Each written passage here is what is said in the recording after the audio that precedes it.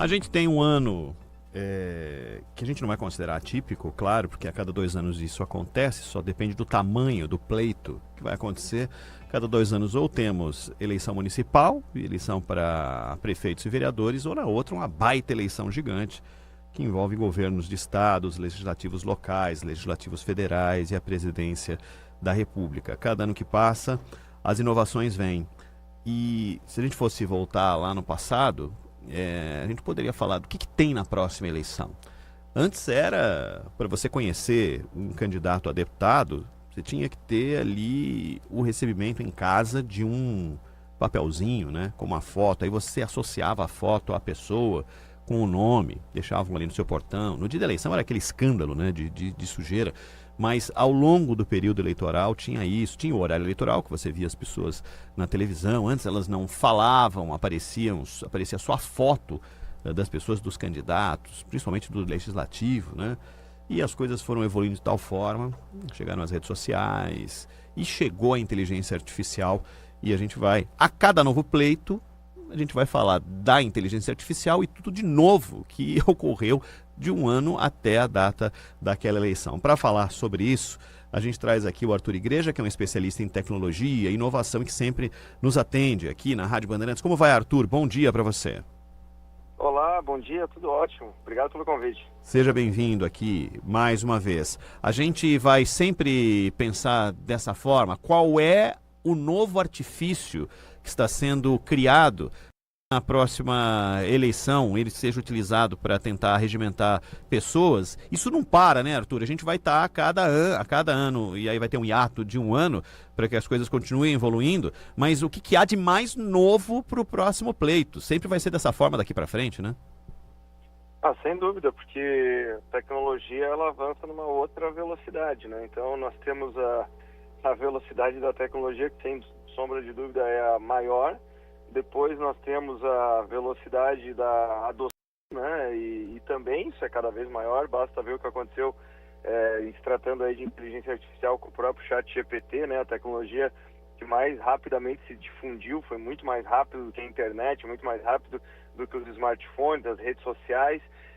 E por fim nós temos as regulamentações, a legislação, que aí é um tempo muito mais moroso. Ele chega, o judiciário, enfim, que normalmente chega com um atraso substancial.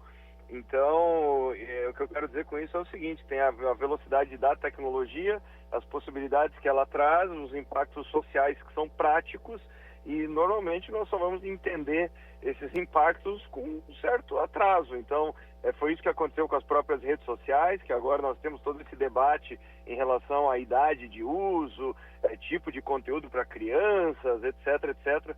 Mas perceba que é um debate que chega com quase 15 anos de atraso. E agora o mesmo está acontecendo com a inteligência artificial. Então, tem um impacto prático nas eleições, tem um impacto prático na criação, na edição de conteúdo. E uma coisa que eu sempre gosto de ressaltar, só para fechar esse comentário, é que quando nós comparamos como é que era esse mundo em comparação com o último pleito presidencial, essa super eleição que você definiu há pouco, era um mundo sem IA, era um mundo sem ChatGPT, sem nada. E agora uma pessoa vai lá e cria um vídeo que tem uma verossimilhança que é impossível de ser detectado de forma gratuita em segundos, né? Então, quer dizer, basta olhar o que aconteceu nesses últimos 4 anos, né? Arthur, bom dia. Recentemente, na Indonésia, na última eleição geral, houve uma utilização de inteligência artificial e todo mundo sabia que era inteligência artificial, porque era simplesmente o Sukarno falando com a população. Todo mundo sabe que ele morreu há muito tempo e tal, mas aquilo teve impacto psicológico, né? Depois, os estudos, levantamentos, pesquisas mostraram que uma parte considerável da população da Indonésia foi impactada por aquele vírus. Para se ter um exemplo, para transportarmos aqui para o Brasil, seria como se alguém colocasse o Getúlio Vargas falando com a população e apoiando, aí é que está o ponto importante, apoiando uma candidatura. né? Ou Ulisses Guimarães, ou Tancredo Neves, ou Juscelino, ou Jango, enfim, alguém que já se foi, todo mundo sabe que já se foi, mas aquilo fica com um impacto emocional e de certa maneira, as pessoas acabam absorvendo a ideia de que o Getúlio Vargas está apoiando aquela candidatura. Esse uso escancarado assim é um dos riscos, mas mais do que isso, além da trucagem, né, da imagem falsa, etc., fabricada por inteligência artificial, que tipo de impacto, talvez menos notório, pode ter na eleição? Olha, esse exemplo que você trouxe é fundamental, é importantíssimo. Eu acho que aí, claro, a IA, acho que nós temos que separar em duas partes, né? A IA, ela tem um papel que é de facilitação, né? Nós temos que lembrar que, imagina só, para fazer um desenho animado tridimensional, como nós tivemos com o Toy Story nos anos 90, foi uma coisa absolutamente inédita. Quando nós vimos o Avatar do James Cameron, era uma coisa de investimento bilionário para fazer aquilo. Hoje uma pessoa em minutos vai lá e cria cenas de algo como um avatar usando inteligência artificial. Então, para criar esse tipo de coisa, para criar esse tipo de vídeo, como aconteceu na Indonésia, ficou uma coisa trivial, ficou uma coisa muito fácil. Agora, o segundo ponto que nós temos que separar é justamente a psique, né? É o lado psicológico da coisa. Quer dizer, se a pessoa, ela conscientemente sabe que aquela pessoa não gravou aquilo, que ela não está mais viva, etc., etc., aí nós estamos falando daquele efeito de reafirmação, de um aspecto afetivo, de um aspecto de simplesmente uma confirmação de crenças que transcendem o racional, né? Então, nesse aspecto, a IA, ela só dá um empurrãozinho, né? Porque a pessoa, ela não está mais fazendo uma escolha, ela não está em dúvida, ela não está avaliando propostas, ela simplesmente está encontrando o eco, né? Aquilo que ela está encontrando aquilo que ela já busca, né? No final das contas. Então, aí eu não sei se dá para colocar na conta da IA, né? Tem muito mais a ver com o comportamento de quem está consumindo aquele conteúdo. E aí esse raciocínio ele é válido para conteúdo criado por IA, criado por vídeo, aqueles vídeos que são recortados, a pessoa vai lá, participa de um debate ou dá uma entrevista e o que chega são aqueles recortes tendenciosos e aí a pessoa, enfim, consome aquilo e forma a sua opinião. Mas, enfim, para além desse lado mais óbvio, respondendo a sua pergunta em relação a onde mais a IA ela impacta, eu acho que para mim o principal impacto é o aspecto de que, por exemplo, o TSE limitou essas criações de conteúdo com inteligência artificial por parte de candidatos e candidaturas, né? Então, se for publicar alguma coisa que teve a intervenção de IA, tem que estar lá um label, uma identificação, né? Alguma coisa dizendo, olha, conteúdo criado com o apoio da IA ou editado com IA e tal. Mas, para mim, o grande ponto é que nós estamos vivendo num tempo em que a comunicação não é centralizada. Como vocês comentaram aqui na abertura do nosso papo, antigamente era uma comunicação que saía do candidato e agora essa comunicação ela é muito mais orgânica, ela é muito mais descentralizada, ela acontece através desses movimentos de rede social. E aí é fato, não é uma especulação. Nessa camada orgânica, nessa camada que não é oficial, eu estou falando dos grupos de apoio, né? Eles vão usar massivamente a IA. Então, para ser sincero, a minha preocupação está muito mais nessa disseminação por esses grupos de apoio do que qualquer coisa. Arthur, nós tivemos muito recentemente a promessa do selo digital, né? Ou seja, o público saberá que aquilo é inteligência artificial. Agora, é possível estabelecer que toda e qualquer divulgação de imagem, de som, seja o que for, tem uma espécie de selo mostrando para o receptor que aquilo é inteligência artificial, ou isso é uma utopia e é fácil ser driblado? Bom, vamos lá. Falando sobre o aspecto tecnológico da coisa, se dá para fazer, sim. categoricamente eu te digo que sim. Agora, por que então que não acontece, né? Porque isso resolveria, nossa, muita coisa, né? Porque muita gente acaba se escondendo atrás desse pretenso anonimato que a internet traz, né? Eu falo isso porque a partir da hora que alguém vai lá e cria uma imagem, cria um vídeo, a rastreabilidade ela se perde muito rapidamente, né? Porque uma pessoa vai compartilhando com a outra, vai mandando, sai da rede social e a pessoa baixa aquele conteúdo e começa a mandar pelo WhatsApp, tira um print, ou seja, já é uma segunda cópia, e por aí vai.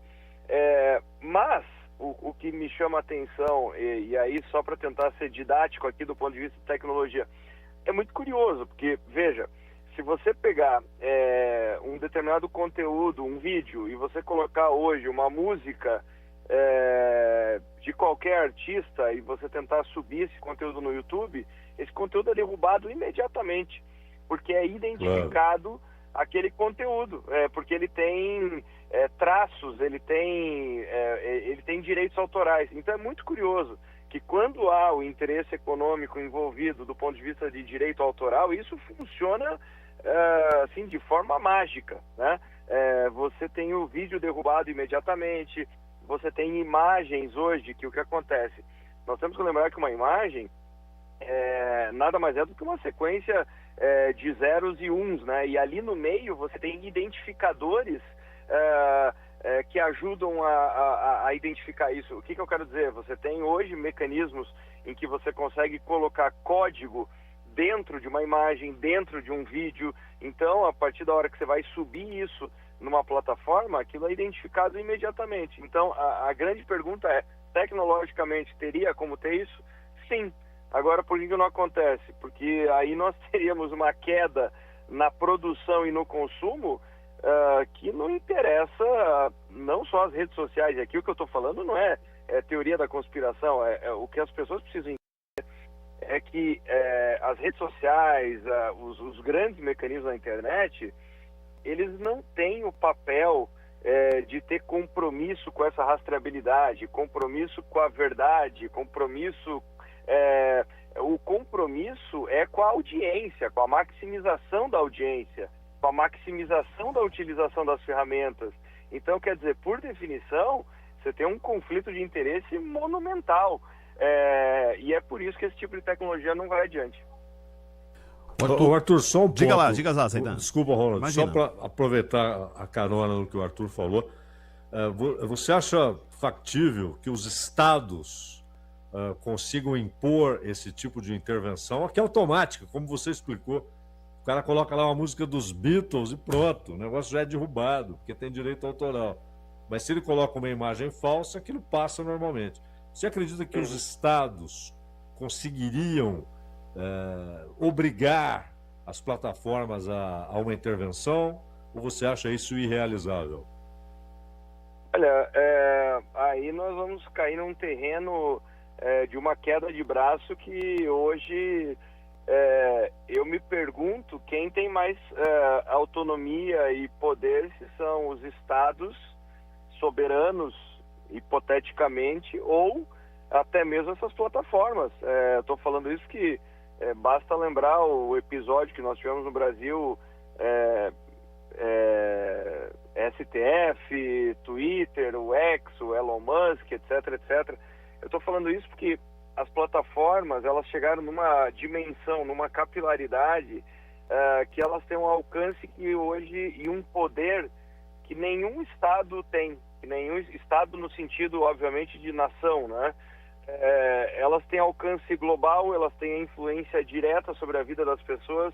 Se as pessoas perderem recursos, é muito mais provável que elas fiquem indignadas com os seus governos do que com a própria plataforma. Então, o que me chama a atenção os estados poderiam fazer esse tipo de coisa? Sim, sem dúvida, tanto que nos últimos anos nós tivemos um avanço, por exemplo, no Brasil só existe a LGPD porque na Europa foi debatido por muito tempo algo que ajudasse o usuário a poder proteger as suas informações. Nós tivemos uma discussão que levou muito tempo sobre aquela lei do direito ao esquecimento, ou seja, a pessoa poder pedir para as plataformas para pagar informações a seu respeito. Que nós tivemos no passado casos em que, por exemplo, uma pessoa teve uma notícia falsa divulgada a seu respeito, por mais que ela conquistou na justiça o direito de provar que aquilo era falso, aquilo continuava indexado, continuava nas páginas. Então alguém ia lá no Google e procurava o nome da pessoa e encontrava aquelas notícias falsas. Então, e a pessoa não tinha como se explicar. Então tivemos esse avanço, a lei do direito do esquecimento, que vários países têm. Mas onde é que eu quero chegar com isso? Ao longo do tempo, as plataformas acabaram conquistando um protagonismo e um poder que, sinceramente, elas têm hoje uma influência. Se um Estado, avançar demais nesse campo, provavelmente não teria apoio da sua própria, do seu próprio povo, né, da própria sociedade. O Arthur, eu estava lembrando aqui de uma coisa nos primórdios, não vou falar que ano foi para não revelar isso de maneira tão clara, mas eu, ainda no começo de carreira, fui convidado para participar de uma campanha política e meu trabalho ia ser gravar os candidatos a vereador. E aí eu fui lá para fazer esse trabalho e aí chegavam alguns candidatos que não sabiam exatamente o que queriam. Teve um deles que chegou e ele não tinha ideia do que ele estava fazendo ali, mas eu tinha que gravá-lo, né, para o programa de rádio. E aí eu falei, mas o que o senhor quer? Qual a sua plataforma? O que você nem sabia o que era a plataforma, mas eu falei, mas você não tem nada que o senhor queira dizer para as pessoas? Ele falou, eu não sei. Eu falei, o senhor, por exemplo, gostaria que tivesse mais emprego? Ele falou, sim. Eu falei, então o senhor é o candidato do emprego. E aí ele foi lá e gravou isso. Então, não era inteligência artificial. Eu estava tentando me virar ali. E talvez não deveria ter feito desse jeito, mas fiz. Porque foi a solução que encontrei na hora. Só quero trazer isso para agora, porque é uma outra forma de pensar como os candidatos se forjam para o pleito. Hoje, se eu escrever ali, qual poderia ser uma boa plataforma para eu ser candidato a deputado federal na cidade tal? E a resposta será, os anseios da população são esses, aqueles. Nós vamos produzir, não estou falando de produzir imagem falsa, de um videozinho de um candidato dançando, ou uma coisa pejorativa, ou alguém praticando um esporte radical que não pratica, mas que quer que as pessoas achem que pratique. Nós vamos forjar muita falsidade do ponto de vista do conteúdo mesmo, não só uma fraude, mas no conteúdo que vai chegar até as pessoas? Isso já acontece, né? Porque olhando historicamente, colocando nessa linha do tempo, né? Como eu mencionei, o avanço da tecnologia e como é que ela se relaciona com esses movimentos, né? Nós precisamos lembrar que, voltando no tempo, a primeira eleição do Obama nos Estados Unidos, um grande fator de influência foi que ele foi o primeiro candidato a ter habilidade nas redes sociais, né? Sendo que os seus oponentes não tinham. Ele foi o primeiro a usar crowdfunding, a usar essa captação de dinheiro de forma digital e feita diretamente por parte dos eleitores.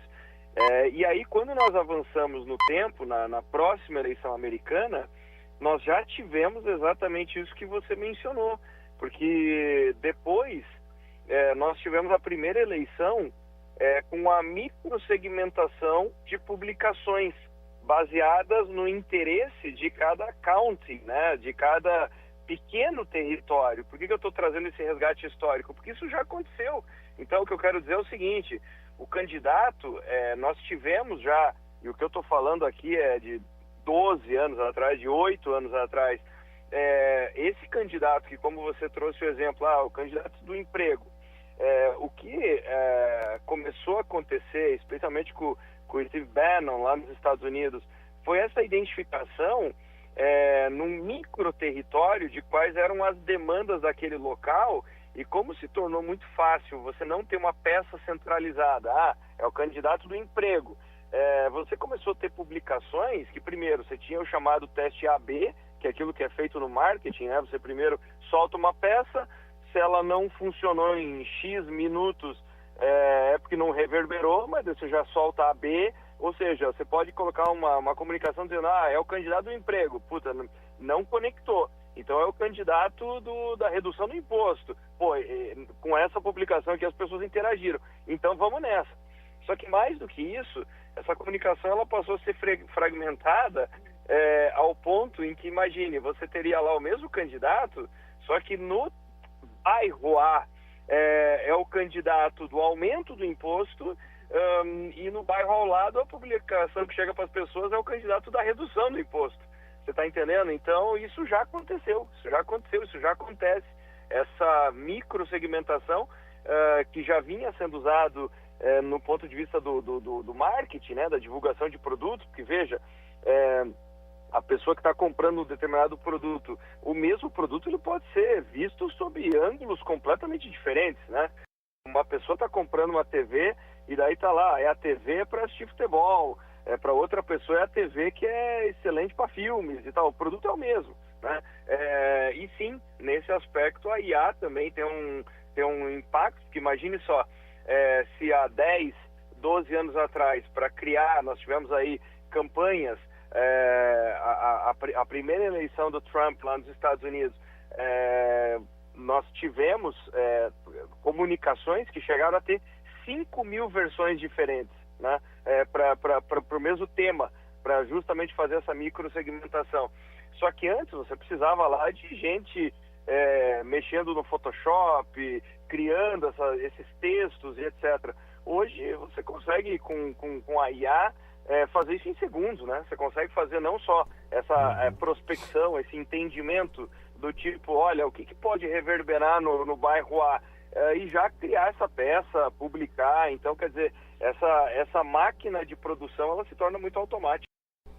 Arthur Igreja, especialista em tecnologia e inovação, e é sempre um prazer aprender e conversar com o Arthur aqui na Rádio Bandeirantes. Arthur, muitíssimo obrigado pela tua atenção conosco aqui na RB. Até uma próxima. Obrigado e bom final de semana. Valeu.